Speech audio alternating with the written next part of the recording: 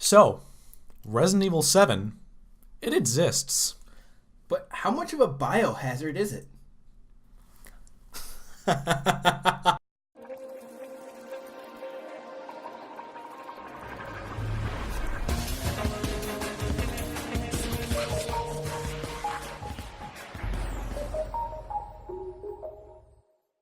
Hello and welcome to another Pitzel Talk with Luke and Jake Double Experience. Yeah, we're offering you the double experience today as we talk about Resident Evil 7. And Yes, it's quite a doozy. On a Friday, nonetheless. On a Friday! See, we like to give you a Pitzel Talk on the worst day of the week and the best day of the week. So that way you have something to look forward to and something to dread. No, because on Monday you're going to be like, oh crap, it's Monday, but at least I have DoubleEXP. And on Friday you're going to be like, oh yeah, it's Friday. And even better yet, I have DoubleEXP. So we're giving you that little injection That's of true. awesomeness. Not like injection is like the T virus, but an injection of experience. The D virus. That's it. We're giving you the D virus. The D virus, the double virus. That sounds horrible. It sounds pretty awesome, actually. So yeah, there was a trailer of Resident Evil 7 out at Tokyo Game Show. What's it, like last week now?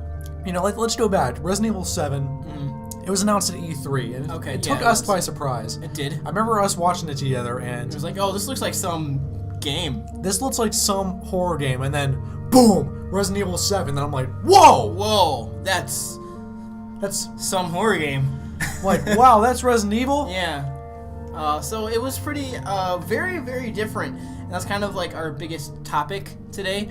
And there's a demo out. I haven't played the demo just yet, because I just found out about it today. But there was a trailer I saw at Tokyo Game Show. Oh yeah, And the Tokyo Game Show with it showed the family that's going to be in the game. Yeah, I think their name's the Bakers. And the entire trailer is in first person, which is something I'm going to touch on later. The entire trailer is in first person. You see this family, and they're chowing down on some nice, delicious humans. And you can see like they have intestines all out on the table. And the Papa Baker gets mad at the son Baker and stabs him in the arm. You can take a look at it here in the trailer. Pretty gruesome, right? Yeah, it's so gruesome. So gruesome. And then you refuse to eat your human meat. So they're like, you know what? Yeah, it's good for you. You need your nutrition of humans. And then the mom flips out. It's like, oh my god, you didn't eat my human. So then the papa stabs you. And then that's the end of the trailer. Yeah, where he stabs you, I'm not sure. Maybe in your eye, maybe. I'm guessing. I don't know.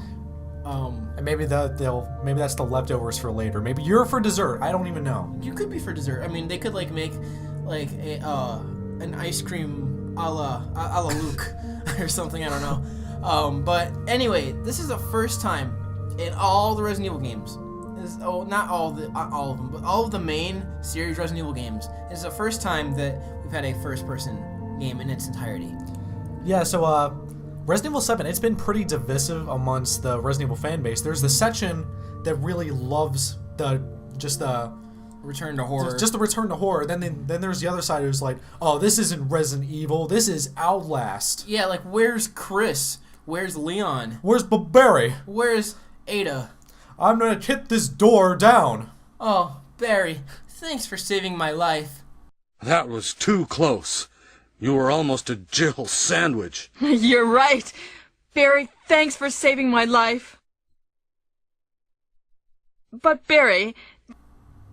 Alright, anyway, that's a good stuff. So we just wanted to, touch upon like how Resident Evil is Resident Evil 7. Just by speculation, it could be the most Resident Evil game ever for all we know when we actually play it. It might. But I think what people are expecting when they say they want a new Resident Evil game, like people were very happy with the Resident Evil 1 HD remake, right?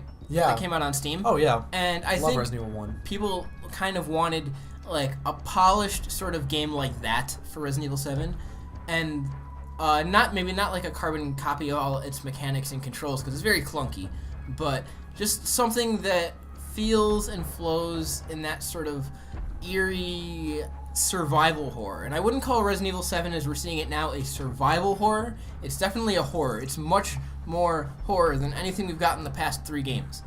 Totally. Oh yeah, that's even more definitely. than 4 and good old 5 here, and with Chris punching his boulders, and then even 6, which only has one campaign of horror. It's totally different than what we're seeing in Resident Evil 7. Resident Evil 7, you got like it's in first person. You got like you're being fed humans. It's like actually very uncanny in a way, but I don't see the survival yet. I see only the horror. You know, so there could be the elements of like you have limited ammo, you have limited health going forward. Yeah. You know that feeling of you're just like trying to fight to survive and just like Totally. So we haven't seen much of that yet, but that could change in the future. We don't even know what the main character looks like. Like it's just It's been first person the entire time. it's what you described before is like it's more of like a reboot than a sequel. Yeah, it is more of a reboot, I'd say, than a sequel because, for one, we don't even know if this takes place lore-wise in the same universe. Like, we've heard no mention of Umbrella Corporation. I mean, in part, that's, like, awesome because I'm sick of them. But in part, it's also like, alright, this is still a Resident Evil game. I feel like it's a rite of passage to have at least one mention of Umbrella. Now, now, in my opinion, in Yeah. Lute's opinion, I think it's about time that it stepped away from the previous lore because with Stitch games, like, their stories are done. It's so convoluted, too. Like, we're done. We've had so much of Leon. We've had so much of Joe. We've had so much of Chris, and there's not much you can do with these virus zombies. There's really not, but like I feel like they have so much. They have so many ideas that they could implement. Like maybe they could involve. Like I guess a good example is Resident Evil 4. Like what are they called? The Ganados? Yeah, the Donatos. Like nobody. I don't remember. I at least don't remember this outcry when, you know, Resident Evil 4. Yeah, It was so different from the previous games. It was. You had a different camera angle. You weren't fighting zombies anymore. it was over the shoulder, and I mean, didn't you fight some zombies or no? No, in the beginning, it's you walk up to the zombie and the text says he is not a zombie. Oh yeah, that's true. Yeah, so they're all the Ganados the entire way through, and yeah, it's just a different take on it. It's the same mechanics, but they found a lore reason to get around that.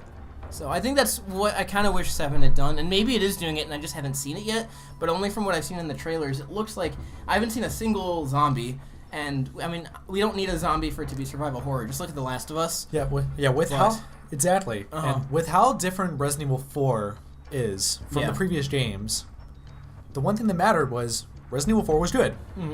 Like, there's some people who hate it, but universally, It's considered a great game. It was met with critical acclaim. Yeah. It had good design. It might have been linear, but it was still great design. And it was a fantastic game. That's one of my great. favorite games ever. And this is someone who started with Resident Evil 2. And I started with Resident Evil 4, and it was my first horror game ever. Ever? Ever. Ever. Ever. And I loved it. And I didn't think I would like it. And I was like, yeah, you know, this game's okay. I like it. So, totally, I think that it made a good impact on me. And I hope that Resident Evil 7 can do this in the future. But like I said, we just don't know enough yet. We don't know enough about this game. It's still so mysterious. And I guess we'll just have to see. You know, we should pixel play the demo. We are going to pixel play the demo. If only we could do that in VR. That'd be so awesome. VR.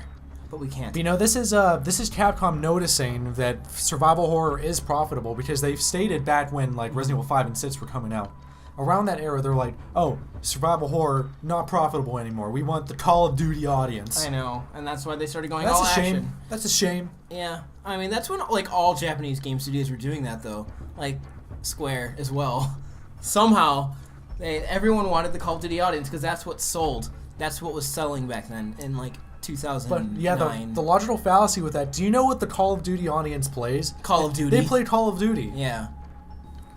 You know, you can't capture the market by beating to the same drum and beating off Call of Duty. No, you have to be your own person, your own game series. Resident Evil had an identity, and it kind of has it still. I hope that, if anything, I want Resident Evil 7 to revitalize its own identity and not try to be something it's not. That's what I'm afraid of. I feel like it's going to try and be something it's not again. Like, people are arguing it's trying to be like Outlast, but I've never played Outlast, so I can't really attest to that. You know, Outlast, Amnesia, those first-person survival games. Yeah. But I'm just so glad that survival horror. I'm glad that it's trying. swing. I'm glad that it's not selling out. It's at least making an effort to be different. So, if anything, regardless of whether I end up liking it or not in the actual game, the fact that it's trying to do that, I can respect. Like, there are two things that will make it successful. One, if it still does its own thing, not ape off it, and if it's not made cynically, just so the PewDiePies and the Markipliers can scream at it, because so So many Amnesia clones try to do that. In fact, I forget what it was called, Daylight, I think. Correct me if I'm wrong. Yeah. But it was made, everybody was so hyped for it. And when it came out, everybody was like, oh, this sucks. Because it is literally made just so YouTubers can scream at it. In fact, it has a direct-to-Twitch function. In-game? In-game. So you too can stream your screams. Scream streams. Perfect for the month of Halloween, I'd say. We're almost in the month of Halloween. I'm excited. Oh, that's going to be fun. Actually, didn't you say that we're thinking of doing some more horror-related things, Luke? Yes, we did. Yes. So, we're thinking maybe once a week. One of our Pixel Talks is going to be horror-themed. Throughout the month of October. And also, we're going to be live streaming some horror games. We are. That's going to be exciting. I'm really hyped. It's going to be the Double Scare Extravaganza. That's a name I just thought of now. The Double Scare Extravaganza. I like that. I like your improvisation. Yeah, so we don't have a schedule hammered down just yet, but we'll keep you updated. We're going to be live streaming some horror games for you peeps. Yeah, it'll be fun. So why don't you give us a follow at DoubleEXP Live? That way you will know when we are live being scared.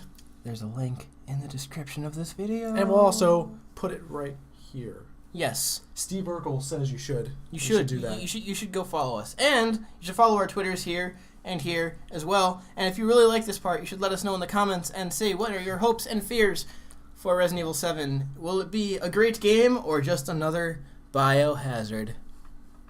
You can be. I used that joke twice in So one video. fun fact, if you tell us what you think, you too can be the master of unlocking like Jill Valentine. But Barry.